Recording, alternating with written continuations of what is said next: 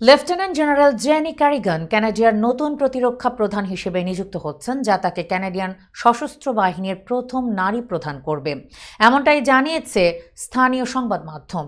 জুলাই 18 তারিখে কমান্ড পরিবর্তনের অনুষ্ঠান নির্ধারিত হয়েছে। জেনারেল ওয়েন আইরে 2021 সালে এ পদে নিযুক্ত হন এবং জানুয়ারিতে 40 বছরের কর্মজীবন শেষে তার অবসর ঘোষণা করেন।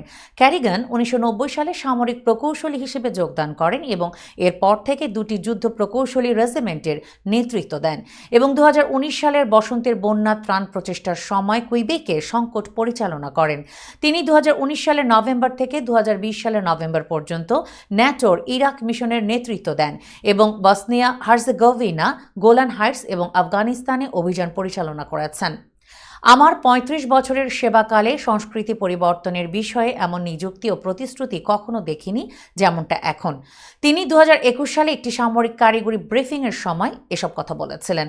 অগণিত দায়িত্ব পালনের মাধ্যমে ক্যারিগান সশস্ত্র বাহিনীতে তার দৃঢ় নেতৃত্বের প্রমাণ দিয়েছেন এবং তার নতুন দায়িত্বে তিনি একটি নতুন দৃষ্টিভঙ্গি নিয়ে আসবেন।